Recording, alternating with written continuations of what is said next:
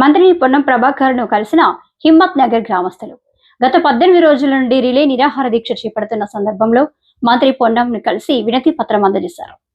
మంత్రి సానుకూలంగా స్పందించి త్వరలో తమ సమస్యలను తీరుస్తానని మాట ఇవ్వడం జరిగింది.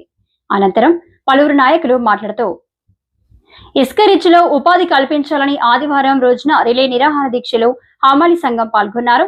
అనంతరం వారు మాట్లాడుతూ వీణవంక మండలం కొండపాక మానేరు ఇసుక రీచ్ లో ఉపాధి కల్పించాలని కోరుతూ హిమ్మత్ నగర్ గ్రామస్తులు 18 రోజులు రిలే నిరాహార దీక్షలో పాల్గొన్నారు. కొండపాక మానేరు నుంచి 2 రీచ్ల ద్వారా ఇసుక తరలిస్తున్నారు. కాగా లారీలకు పరదాలు కట్టే పనులు కొండపాక గ్రామస్తులు చేస్తున్నారు. కొండపాక రెవెన్యూ పరిధిలో హిమ్మత్ నగర్ గ్రామం ఉంటుందని, మాకు సైతం పరదాలు కట్టి ఉపాధి పొందే పనులలో అవకాశం కల్పించాలని గత కొద్ది రోజులుగా ధర్నాలు ఆందోళన కార్యక్రమం చేస్తున్నారు. ఈ క్రమంలో అధికారులు ఎవరూ స్పందించడం లేదని గ్రామస్తులు ఆవేదన వ్యక్తం చేస్తున్నారు. అధికారులు ఇప్పటికైనా స్పందించి సమస్యలు పరిష్కరించాలని కోరారు. ఈ కార్యక్రమంలో గ్రామ ప్రజలు తదితరులు పాల్గొన్నారు.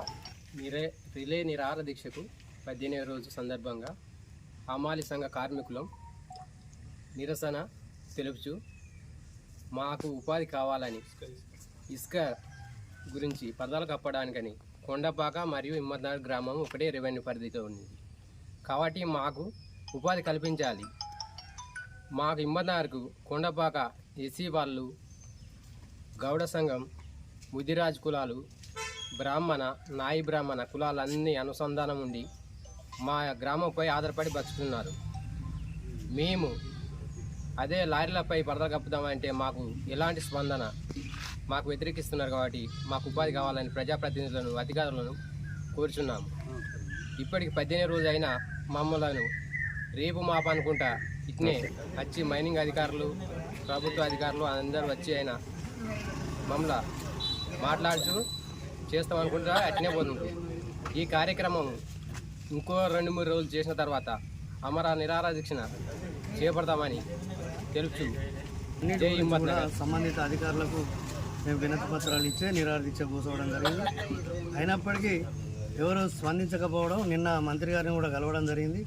మరి మంత్రి గారు కలెక్టర్ గారికి చెప్పడం జరిగింది.